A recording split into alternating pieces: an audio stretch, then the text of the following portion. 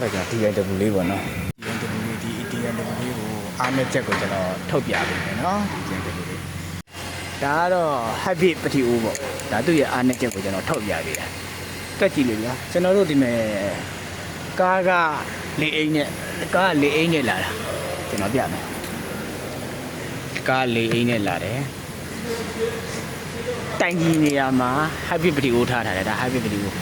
Habit ပတိအိုးထားတယ်တိုင်ကြီးကြတော့သူကဘီကိုပို့လိုက်တာလေဆိုရင်ဒါ Habit ပတိအိုးနော်ဒီဘက်တစ်ချမ်းဒီဘက်တစ်ချမ်း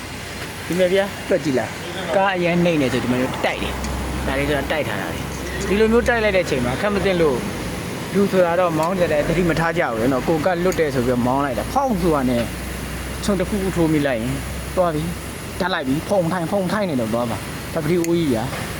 အဲ့ဒါကိုတော့တွေးကြောက်စားတော့မလို့ဒါပေမဲ့လည်းတွေးပြီးတော့ပူရတဲ့အရာဝတ္ထုပေါ့နော်ဒါပတိအိုးကြီးအဲ့ဒါပြတိုင်ကြီးရပြရောက်သွားတော့တိုင်ကြီးတရောက်သွားမကြုံတိုင်ကြီးအောင်ပဲဒါတိုင်ကြီးစီတိုင်ကြီးကိုတထုစင်းနေလားဒါစီတိုင်ကြီးကိုတိတိလေးလှုပ်ပေးလိုက်တယ်ဒါစီတိုင်ကြီးဒီမဲ့ဒါစီတိုင်ကြီးသူ့ရဲ့ຫນွယ်ဆောင်မှုကကြတော့ဒီကောင်ကမော်တာနဲ့လာတာဒီမော်တာနဲ့စိုက်တိုင်းနဲ့ဒီလိုပြေးပြေးတာစက်တိုင်းဒီလိုပြေးပြေးတာဘယ်ညာပြေးကြိုင်းခွက်တဲ့ကြာရင်ကြတယ်လို့အရင်ကြာရင်ဒီကောင်ကိုဘင်းကိုဒီလိုမျိုးလေးပဲသွား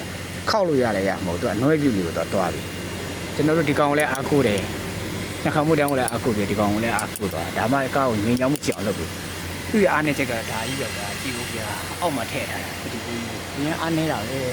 စီတိုင်ကြီးရဲ့အပေါ်မှာထားတာစီတိုင်ကြီးကျတော့တေးသွားတယ် Habit ပတိအိုးပါတဲ့အတွက် highway ကိုများများမောင်းနိုင်အောင်လို့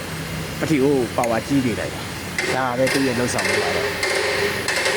အားနဲ့ချက်ကတော့ဒါလေးပေါ့ဗျအောက်မှာထားတာပို့ထွက်လိုက်ဘာမှမပေါ့နော်